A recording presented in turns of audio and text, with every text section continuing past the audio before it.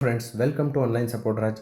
दोस्तों, आज के इस वीडियो में हम बात करेंगे सेविंग अकाउंट के अंदर कैश डिपॉजिट और कैश विड्रॉल की क्या लिमिट है, करंट अकाउंट के अंदर डिपॉजिट और विड्रॉल की क्या लिमिट है और कितने रुपए तक आप सेविंग या करंट अकाउंट के अंदर जमा करें कि आपको इनकम टैक्स का नोटिस ना आए।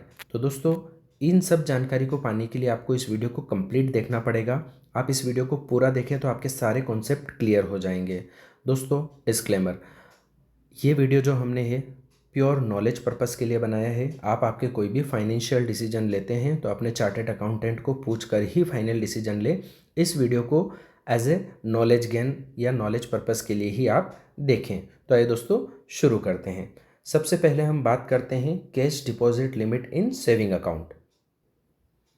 तो दोस्तों, सबसे पहले एक जनरल रूल की बात कर लेते हैं कि अगर आपके पास जो पैसा है वो आपको पता है कि कहाँ से आया है, आपको उसको हाइड करने की ज़रूरत नहीं है, आप उसको इनकम टैक्स में भी शो कर सकते हैं, तो फिर कैश डिपॉजिट की लिमिट सेविंग अकाउंट के अंदर कोई चिंता करने की ज़रूरत नहीं है, आप कितना भी जमा कर सकते हैं। और कैश विड्रॉल की लिमिट अगर हम बात करें सेविंग अकाउंट के अंदर, तो वापस से यही क्वेश्चन आता है कि जो पैसा आया है आपके सेविंग अकाउंट में उसका सोर्स ऑफ फंड क्या है। ये पूरा जेन्युइन है, आपको कोई डर नहीं है कि आप कितना भी जमा करा हुआ पैसे को विड्रॉल करें, उस पर आपको कोई इनकम टैक्स की टेंशन पालने की ज़रूरत नहीं है अगर आपको पता है कि पैसा जेन्युइन है सारा और अथेंटिक है।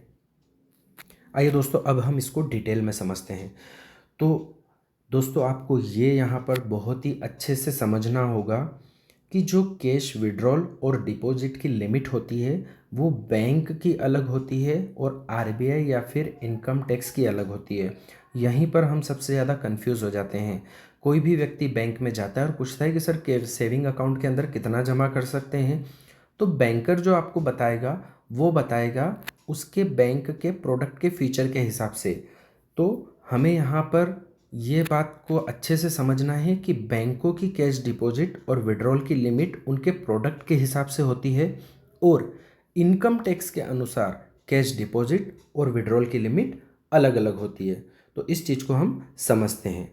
सबसे पहले हम बात करते हैं कि बैंक के हिसाब से कैश डिपॉजिट और विड्रॉल की लिमिट कितनी होती है। तो दोस्तों, यहाँ पर आपको समझना रहेगा कि बैंक जो है उसके अलग अलग प्रोडक्ट रहते हैं और उस प्रोडक्ट के हिसाब से हर बैंक अपनी एक नई लिमिट सेट करता है। सपोज़ करिए कि किसी बैंक ने अपने सेविंग अकाउंट में लिमिट सेट कर रखी है कि 2 लाख रुपए से ज़्यादा आप बैंक में सेविंग अकाउंट में जमा नहीं कर सकते, उससे ज़्यादा करेंगे तो आपको चार्ज लगेगा। ठीक इसी तरह से करंट अकाउंट में भी अलग अलग करंट अकाउंट में अलग अलग कैश डिपॉजिट की लिमिट होती है। इससे इनकम टैक्स का कोई लेना देना नहीं होगा। तो दोस्तों, ये बात आपको समझना पड़ेगी कि बैंक की लिमिट अलग है। अब हम बात करेंगे इनकम टैक्स के हिसाब से, जिसके लिए ये वीडियो हमने बनाया है कि इनकम टैक्स के हिसाब से वो क्या लिमिट्स है जिनके अंदर हम कैश डिपॉजिट कर सकते हैं और विड्रॉल कर सकते हैं। सबसे पहले हम बात करते हैं सेविंग अकाउंट की। तो दोस्तों, यहाँ पर 3 चीज़ें आपको समझना है। सबसे पहली कि कैश डिपॉजिट की जो लिमिट है इनकम टैक्स के हिसाब से उसको फाइनेंशियल ईयर के हिसाब से कैलकुलेट किया जाता है। 1 अप्रैल से लेके 31 मार्च, सपोज कर दिए हम अभी प्रेजेंट की बात करें तो 1 अप्रैल 2025 से लेके 31 मार्च 2026 के बीच में जितना भी पैसा जमा या विड्रॉल होगा, इनकम टैक्स को उससे मतलब है। तो ये तो हो गया कैलकुलेशन का टाइम। सेकेंड, दूसरा जो बात आपको ध्यान रखनी है कि कैश डिपॉजिट या कैश विड्रॉल अकाउंट वाइज नहीं होता है, आपके पैन कार्ड वाइज होता है। सपोज करिए कि आपका बैंक में 5 अकाउंट है, आपके उन पांचों में आपका एक ही पैन कार्ड नंबर है। तो चाहे एक अकाउंट हो चाहे 5 अकाउंट हो, पैन कार्ड तो वही है। तो आपका जो डिपॉजिट या विड्रॉल का कैलकुलेशन होगा वो पैन कार्ड के हिसाब से होगा कि इस पैन नंबर के अंदर जितने भी खाते हैं उसमें कितना जमा हुआ या विड्रॉल हुआ।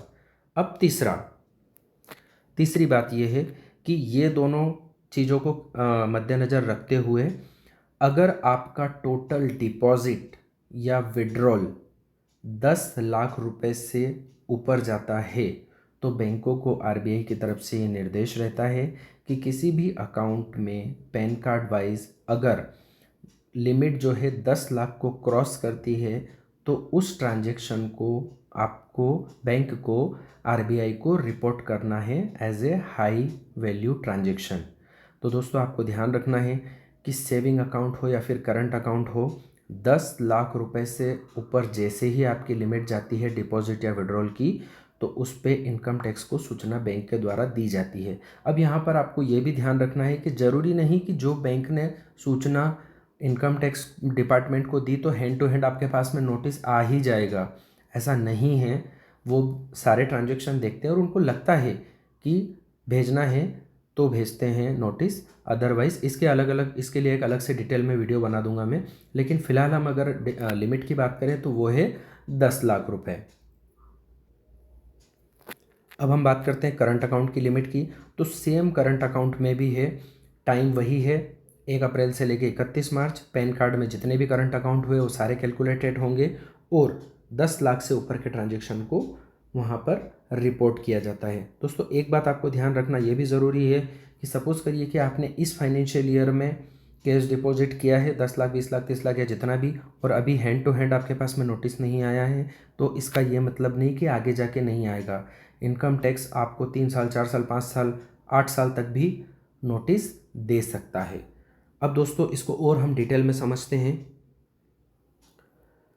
कैश विड्रॉल लिमिट, अभी तक हमने जो बात करी थी वो कैश डिपॉजिट, कैश विड्रॉल दोनों के बारे में कहा गया था, लेकिन यहाँ पर कैश विड्रॉल में कुछ रूल और ऐड हो जाते हैं।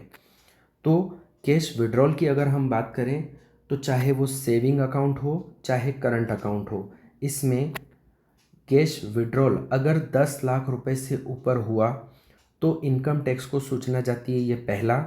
सेकंड, अभी बैंकों को ये निर्देश हैं, सारी जितनी भी राष्ट्रीयकृत बैंकें हैं उनको आरबीआई की तरफ ये निर्देश हैं कि किसी भी अकाउंट के अंदर ज़्यादा विड्रॉल होता है तो उसमें टीडीएस काटना होता है, मतलब उस विड्रॉल करने के बाद में उस अकाउंट में से टैक्स काट लिया जाएगा।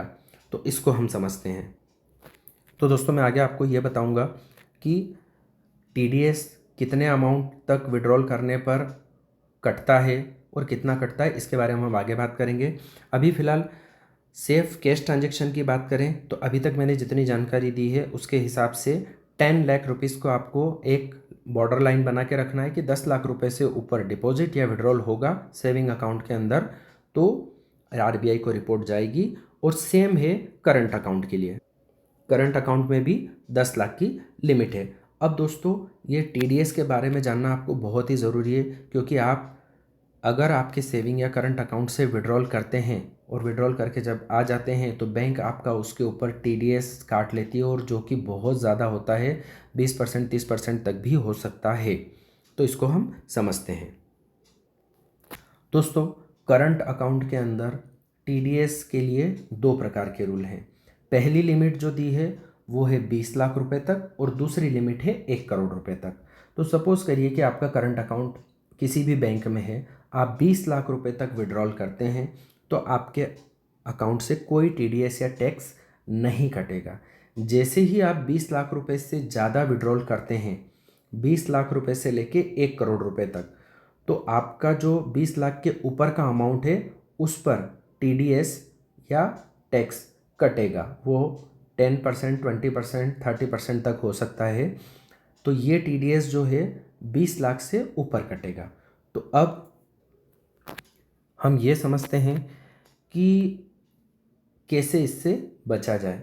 तो दोस्तों अगर आप इनकम टैक्स पे करते हैं और पिछले 3 साल से आप इनकम टैक्स रिटर्न भर रहे हैं तो सिंपल है, आपको बैंक जाना है और बैंक जाकर एक डिक्लेरेशन देना है कि मैं पिछले 3 वर्षों से अपना इनकम टैक्स रिटर्न भर रहा हूँ।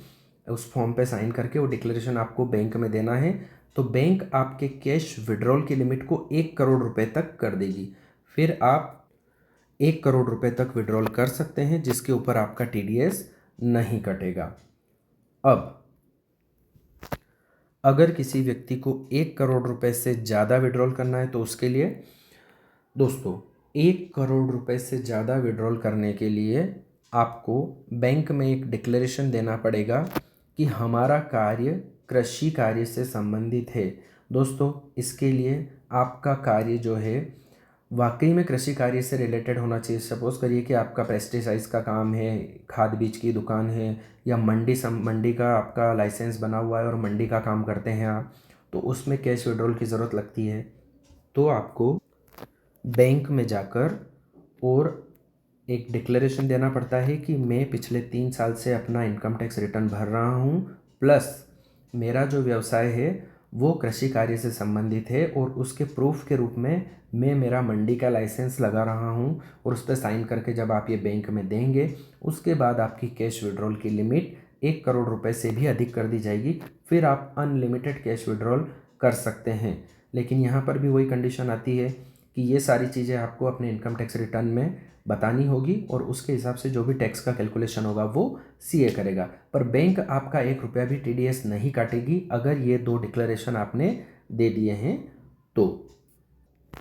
तो दोस्तों, इस वीडियो में हमने आपको पूरा क्लियर कर दिया है कि अगर आपके पास में प्योर सोर्स ऑफ फंड की पैसा कहाँ से आया है और विड्रॉल किस लिए हो रहा है, और वो जेन्युइन है, उसका आप ऑलरेडी टैक्स भर रहे हैं, तो आपको कोई डिपॉजिट और विड्रॉल की लिमिट नहीं है, आप कितना ही करें। अदरवाइज़ 10 लाख रुपए तक की आपकी लिमिट है। 10 लाख से ऊपर के ट्रांजैक्शन की रिपोर्टिंग होती है, चाहे वो सेविंग अकाउंट हो या करंट अकाउंट हो। और विड्रॉल की अगर हम बात करें तो 20 लाख रुपए और 1 करोड़, ये 2 लिमिट होती है, और इनके लिए क्या करना है ये भी हमने आपको बता दिया है। तो दोस्तों, ये थी सारी जानकारी जिससे कि आप इनकम टैक्स या इनकम टैक्स के नोटिस के चक्कर में ना आए। दोस्तों, अगर ये वीडियो आपको पसंद आया हो तो प्लीज़ हमारे चैनल ऑनलाइन सपोर्ट राज को सब्सक्राइब करें, इस वीडियो को लाइक करें, शेयर करें। थैंक यू दोस्तों, थैंक्स फॉर वॉचिंग।